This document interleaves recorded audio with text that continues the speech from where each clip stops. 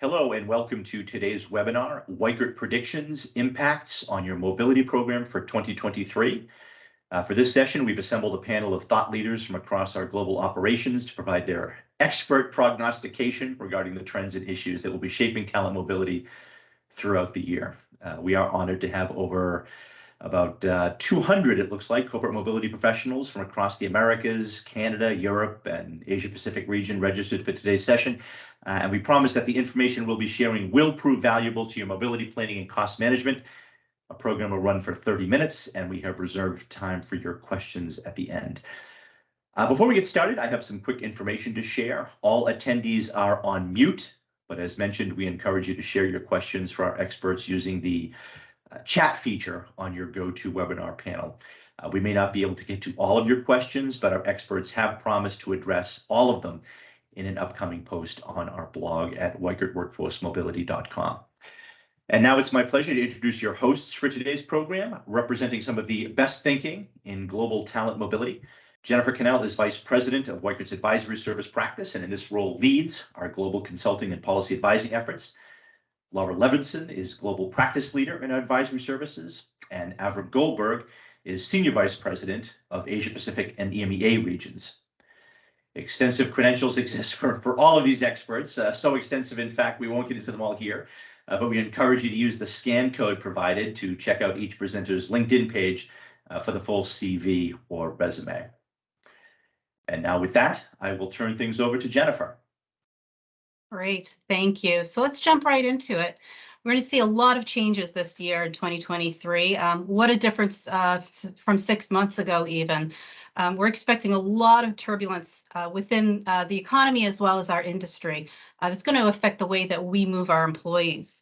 Number of those things that are going to be happening, for starters, the recession. We've been talking a lot about this in recent months, but I think all indications are clear that we are headed towards a recession. The latest chief economist's outlook indicated that 63% of participants are going to consider a global recession either likely or somewhat likely this year. Inflation is expected to continue, although we did see a slight decrease in the US. Economists do expect this to continue to be a pressure that companies are going to have to face moving forward this year. Despite the fact that countries are trying to take action towards minimizing the impact, such as in the US with the Inflation Reduction Act. Housing and rental prices continue to put a strain on the way companies are looking at how they can move their employees. The prices worldwide are about as high as they've ever been, with some unique events such as the prohibition of foreign home purchase in Canada that will have a direct impact on mobility to support their mobility strategy. And then finally, onshoring, also called reshoring, is the new trend. We're going to discuss this a little bit more, but companies have begun to address their supply chains that were a significant obstacle in the last few years, which are certainly going to impact the way companies do their business, and they're going to need that talent to get it done. So volatility often drives transformation, but companies will be looking at rigor within their company to minimize uncertainty around these economic challenges. Namely, they'll be looking to reduce costs. We're already starting to hear about that from quite a few companies. For organizations, being able to prove value in their mobility program is going to be paramount. So with that, Avrom, I'd like to ask you, with all of these economic factors pointing towards a year of cost containment, is it more pronounced in certain locations that you're working with our clients in? Thanks, Jen. There is no more cost-sensitive region than the APAC region when all is said and done. Historically, businesses both headquartered in Asia as well as headquartered in the West and operating in Asia have all, in their Asian subsidiaries, have all been extremely cost-conscious historically, and there is no sign of that actually easing, and especially with all this bad, the intense negative economic news over the last 12 months plus COVID, that hasn't got any better. And nothing illustrates this point better than the Air Inc. study released in middle of last year, which compared APAC respondents with all global respondents answers to the Air Inc. 2022 managing the mobility function survey. The question was, what does global mobility get asked for most from the business? And in turn, when they answer for cost predictability, globally, 69% of respondents globally found business asking the global mobility function for cost predictability or better cost predictability. In APAC, the number's 90%. So you've got a 21% delta there in respondents, and I think that just underscores that there's no change there. Then APAC as a region is going to continue to be more focused than any other on cost going forward. Great. Thanks, Avrom. It's good to hear that there's some good news when it comes to inflation. It's some of the predictions that have happened over the past few months aren't necessarily going to continue throughout the year. Right. Leadership is going to require a more resilient workforce. In doing so, this is the 5 essentials for workplace mental health and well-being. With record-breaking burnout and quiet quitting last year, in one survey by Oracle of over 15,000 employees, managers, and HR leaders, 88% of workers feel that the meaning of success for them has changed. Compared to in the past, where it may have been simply salary or career aspirations, 88% are prioritizing their work-life balance, mental health, and workplace flexibility. This is a significant difference from what we've seen in the past. But we know that employee experience in our industry is the foundation of a workforce strategy, and that starts with the mental health and well-being of their employees. So this chart, which was created by the U.S. Surgeon General, really outlines the 5 essentials that they view as key to achieving this. In our industry, we've talked a lot about duty of care in the past, and I think we can see that in the top of the block when it comes to protection from harm. Companies need to take wellness, however, even further in order to support their employees, but also to help them to develop a growth mindset. Laura, I wanted to ask you, you've done a lot of work when it comes to diversity, equity, and inclusion, and you're at the forefront of CSR initiatives, including DEI and sustainability. Can you give some examples of how they have been addressed as far as in these topics? Sure. Well, first of all, I think we all would agree that a sense of belonging is so critical to the way we show up in the workplace. It's just common sense, but oddly, for so many years, we kind of took that for granted, and the pandemic really underscored that, the criticality of a sense of well-being is important to the way we show up at work.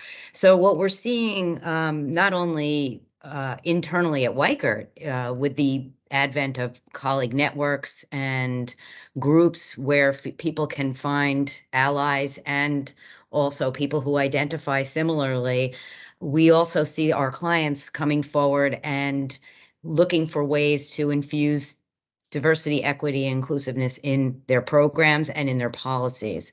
So one after the next, when it comes to policy development projects, clients in every industry are asking, what can we do to help people feel more comfortable about the decision? Or even what can we do to encourage more hand raising for these opportunities? So putting it out there in the policy is one way, but it really has to come from the leadership. And that we are seeing over and again when we come together with our clients to discuss how to really make the best of their programs, how to attract young people, people of color, in some cases, older employees, really to widen the lens on the possibilities that exist out there for including a wider range of people. And certainly, when the job market became so tight, so many job openings and not so many takers, it became essential to do this kind of widening of the lens. So another thing that I think is really interesting is when we do voice of the customer exercises with clients, time and again, we hear folks looking for, how is this going to impact me from a financial perspective more than before? So in the past, on the corporate side, we would, get requests for cost estimates, but now it's coming even from the customer, meaning the person who might be taking a move.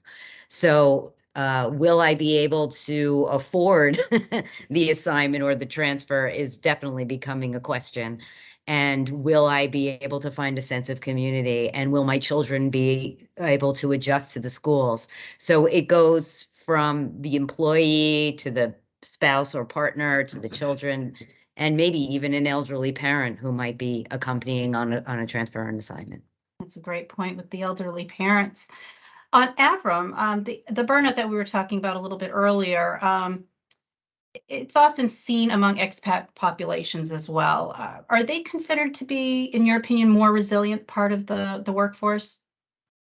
Well, ordinarily you might think, but there's so much evidence to the contrary. And in fact, particularly enlightening and quite scary would be the major study conducted by Cigna, released in the middle of 2022, where they surveyed 12,000 workers across 12 major expat economies worldwide, countries in both the in all of America's EMEA and APAC, but 12,000 people responded base, so pretty decent sample size.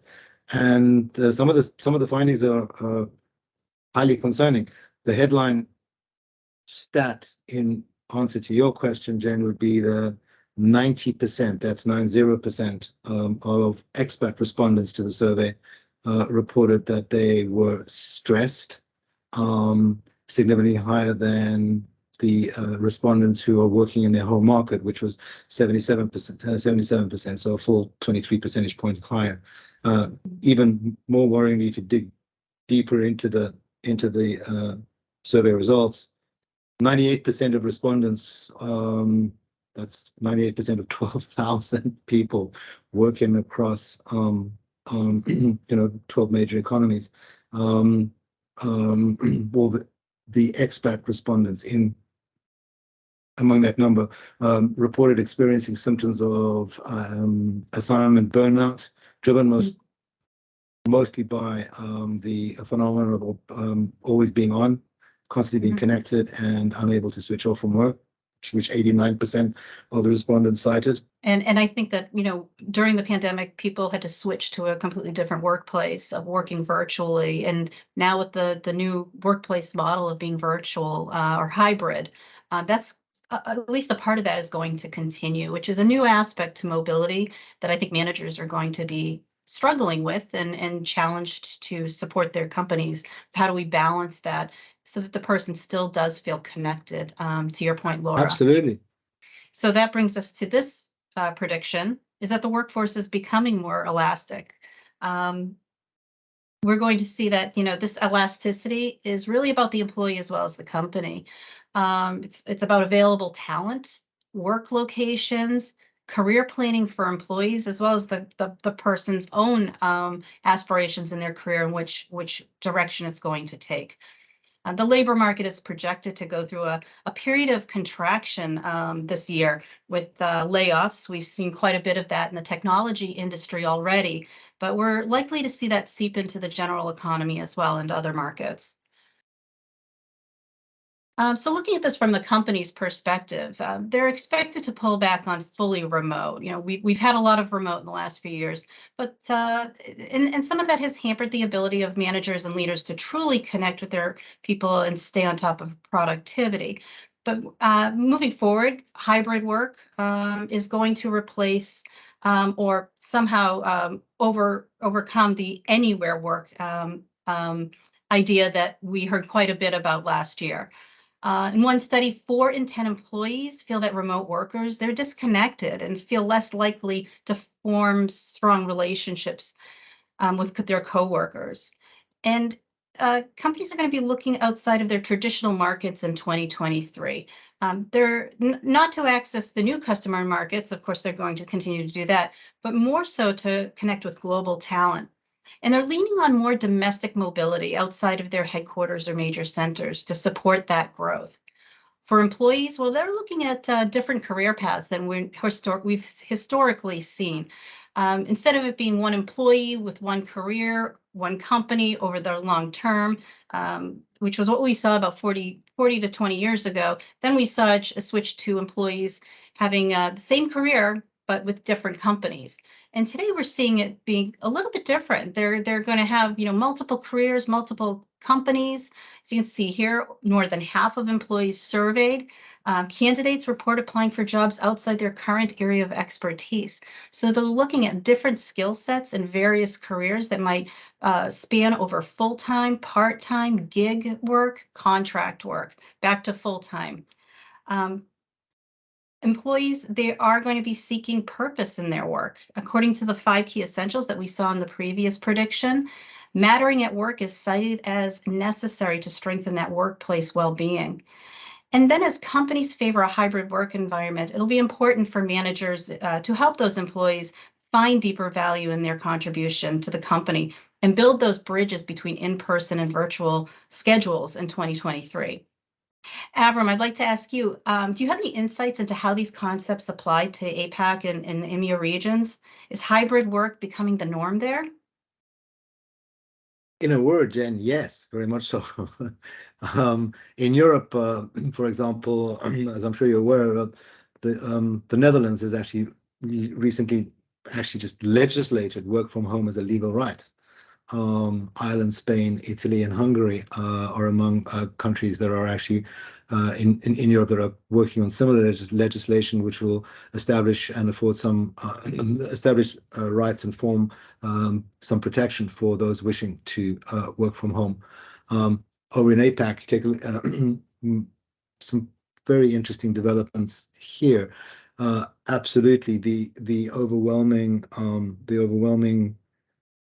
majority of workers APAC-wide surveyed in this huge PwC survey conducted in the fall of 2022, favoring hybrid work. But in fact, employees in China and Indonesia coming out tops for favoring the hybrid model, whereas employees in India, New Zealand, and Australia had showed a comparatively high preference for fully remote work. But that said, the number for those who actually wish to work fully remote then dropped substantially in places like China, Indonesia, Korea, and Taiwan to just around 10% versus India's 46%, and in Hong Kong, Singapore, Japan, and Thailand to just around 20%. So very definitely region-wide, the average is around 66 to 70% in APAC, 67% of workers favoring the hybrid model across the entire region. But India is still very much a standout, with nearly half of their workers saying we'd actually like to be fully remote. Interesting. That's interesting. So there are definitely some regional aspects that are different that companies will be looking at when they're considering that mobile workforce and how it's going to really be combined with their overall workforce strategy. Laura, can you explain the increase in the global domestic activity? I kind of touched on that a little bit on the company side, and what's behind that trend? Sure. It's interesting. I started to look at the trends around global domestic prior to the pandemic. We had certain industries in our client base where we were starting to see that happen more and more, especially in technology, where companies were looking internally to move people with specialized skills. Then the pandemic happened, and with international travel pretty much shut down, companies really had no choice but to look internally. And I think what happened is that they really discovered that the talent was available, especially in countries like China, where you have university educated folks coming from Beijing down to Shanghai and vice versa, east, west, every direction. So the big increase in global domestic activity happened I would say first and foremost in these two countries, China and India, where there's a lot of emphasis on high-tech education. But it isn't certainly limited to those two countries. We've seen a growth in Taiwan, Malaysia, Japan, Mexico, Germany. So it isn't even just limited to the APAC region. We see it in EMEA as well. And traditionally, we've been tracking the development of domestic mobility in the United States, Canada, and the UK forever. These three countries still tend to lead in that area. And frankly, in terms of Weicker, we've seen year over year growth. I believe last year from 2021 to 2022, it was something like 38 or 39% growth in the global domestic activity. So I think that is for sure something that will continue. And, you know, frankly, there's also opportunities for people to see their own country and have the opportunity to live in another place. It doesn't have to be an international experience. It can be a domestic experience that can help someone really enhance and grow their skill set and their opportunities for growth. That's a great point, and perfect timing, because that leads into the next prediction. Employee retention leapfrogs talent acquisition as top HR priority. In the study that I referenced earlier, with over 15,000 employees, HR leaders, and C-suite executives, 87% of HR leaders named employee retention as the top priority in coming years. And when structured carefully, mobility combines the needs and goals of both employees and employers. You can see here we kind of put down the strategy and the impact of that strategy. Because when you connect the individual with the organizational mission, the employee value proposition can be leveraged to cultivate employees' sense of purpose by reinforcing those values and their individual contribution to the organization, their overall mission and goals. Mobility offers new pathways and is ideal for developing skills and explore new opportunities. For the company, these experiences increase engagement and enable the company to be nimble. Going back to rigor at the beginning of this session, being nimble will also help companies as they face uncertainty in the economy in the coming year. So Laura, I'd like to start with you this time. It's important to understand what employees want as they face uncertainty in the job market and escalating costs. What do you think? What do you think, and what do you hear directly from companies when it comes to what employees want? Well, they want to know that what they're going to undertake in their assignment or their transfer is really going to make a difference to the company. They want that impact. And they also want to see career growth and opportunities. They're not necessarily looking the way maybe 20 years ago folks were looking to put some money in their pocket on an assignment, thinking that this was a way to save and, you know, really grow their income because they could benefit from the move in that financial way. It's not that people don't want to benefit financially, but what they're really looking for so much too is flexibility, right? Flexibility to move their own way and to get benefits from the program that will enhance their families, you know, ability to adjust as well. So it's just interesting to me when we ask individuals who are moving, you know, what would have made your assignment or your transfer more smooth? And the answers we get are not more money and sometimes not even more benefits. It's better communication, an understanding of what am I getting into logistically, but also, you know, what is the long-term plan for me in my career? Because I want to contribute to that growth of the company. And I want to know that my move, my assignment, my role is something that's going to really make a difference to the company in the long run. Absolutely. And it's having that sense of purpose, and they're looking for that company, it sounds like, to help them develop their skill set, and in some cases reskill, Right. really adding to their resume. So Exactly. if it's something that a company would look for from an external candidate, they want to be that external candidate from the inside. Exactly. And so what we see different from in the past, where you'd see assignments or transfers based on a person's demographic status, a renter or a homeowner or a long-term or a short-term. Now we hear it more as role-based, right? Now we hear this person has a transfer, a knowledge transfer role, or a role in grooming the next person to replace them, things like this. So it's much more role-based as opposed to an assignment or a transfer defined by, the person being new or an existing employee or a senior level or a lower level. So the next prediction we're going to cover is organizational priorities are going to shape mobility. Directives that companies are going to be looking at, they're going to be very specific about how they're going to address some of these directives.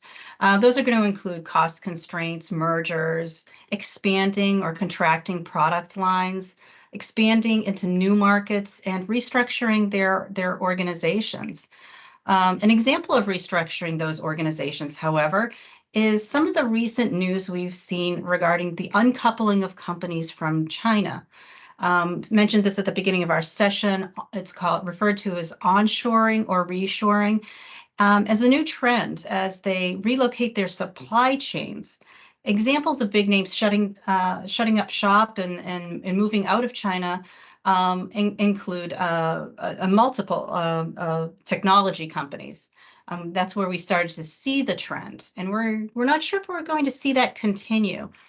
But it has been a result of a weakening economy, COVID-related lockdowns, and some trade sanctions that have occurred over the past year or so. The results, we're going to see more purpose-led mobility. Requires closer alignment of talent with mobility and a focus on specific workforce initiatives or perhaps even employee groups. We've seen that in more companies that are addressing relocation within perhaps their executives or VIP level employees, internship programs, and other groups of employees where they expect to see more growth or at least more focus on those employees, that type of talent. India is shaping up to be one of the principal beneficiaries for relocation out of China into India.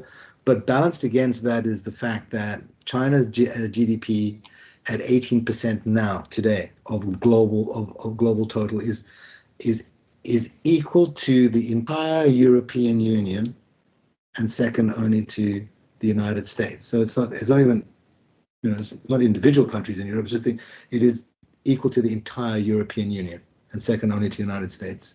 And with the IMF's revised predictions, which we talked about right at the beginning of today's session, revising upward the expectation of China's growth in 2023, given that they have now removed all COVID restrictions. That means that if China continues then to return to 5% growth, which is what the IMF is predicting, over the next decade, the additional GDP that China will generate will be equal to the entire GDP of India, Indonesia, and Japan combined. So these are and I'm just quoting in these terms. This is the scale of economy and economics at work in China. So that talk of decoupling in a widespread and deep-going manner from China by foreign enterprise, to me, just seems like a fantasy. Yeah, it sounds like that it's not going to be. It certainly is taking more of a higher role in some of the media and what we're seeing on this trend. But we know that companies cannot completely decouple from China, but perhaps they're being a little bit more pragmatic about where they set up operations. And they're going to have to deploy their mobile workforce into those locations to support growth in China. And let's conclude with our last prediction. And that's really regarding technology, which has been something that has supported all of our workforce throughout the past few years. And what we've learned over that time is that technology, well, great technology, successful technology is going to be paramount to great experiences, supporting the employees through all of the topics that we've discussed, whether it's mental health, flexibility, being able to make that connection to each other as well as the company, and driving transparency.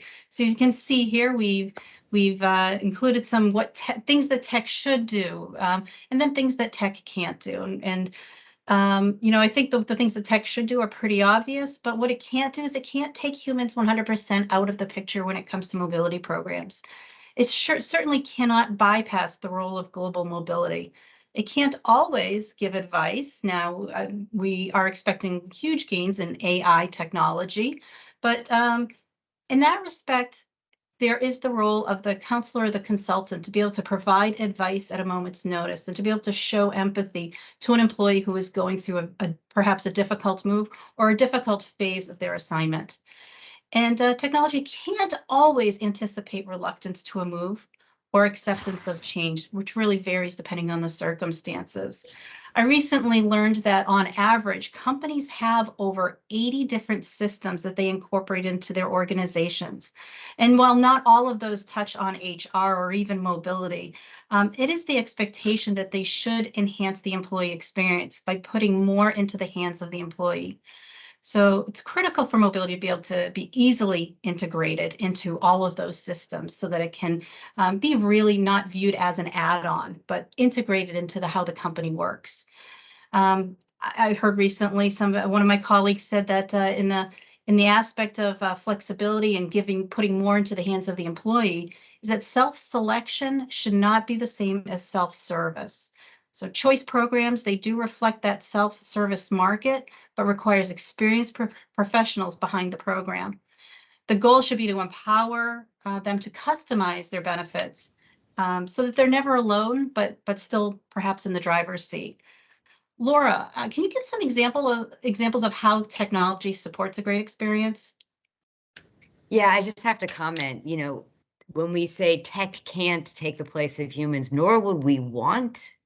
It's not just that it can't, is that really desirable, right? So I think what I see the most is that people want agency, people want choice, and technology is great when you don't notice its presence, but instead that when it serves as an expediter, right? So if you think about just shopping online, the experience of being able to see the item or have an explanation of the service with some detail, but not a tremendous amount, enough so that you can look at the choice and then make the choice and then move on to the next thing.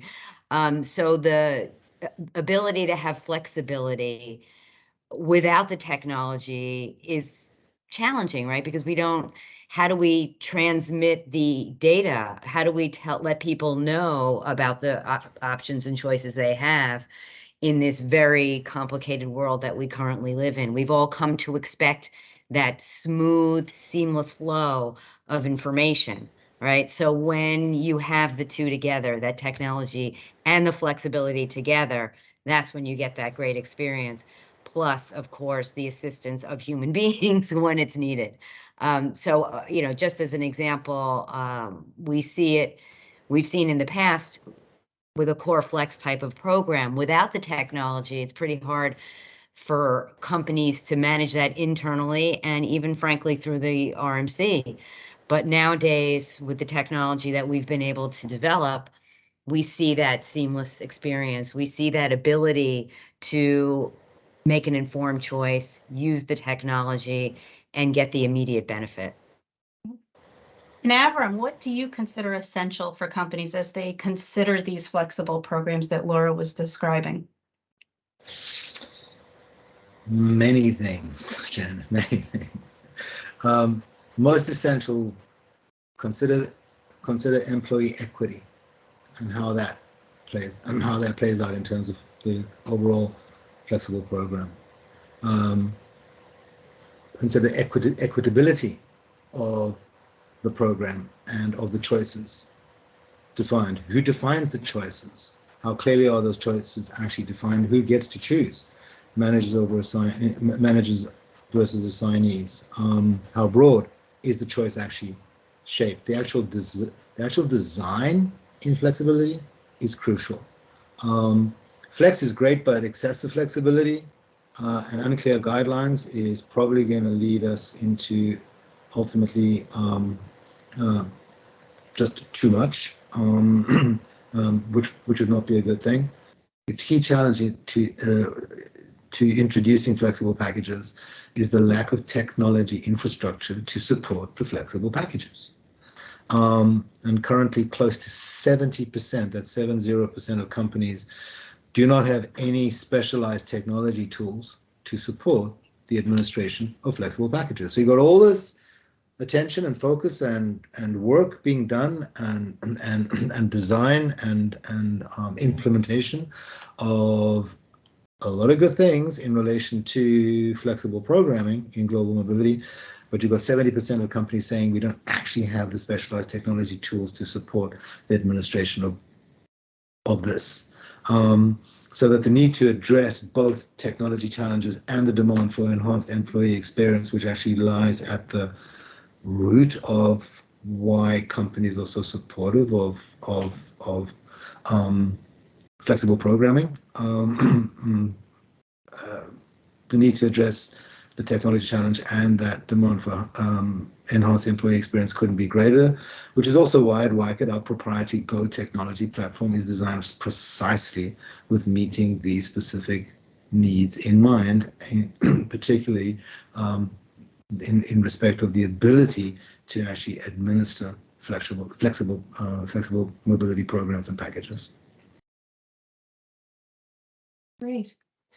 Well, we're come to the end of our session. I want to thank you both. This is great discussion, and we're going to open it up for Q&A.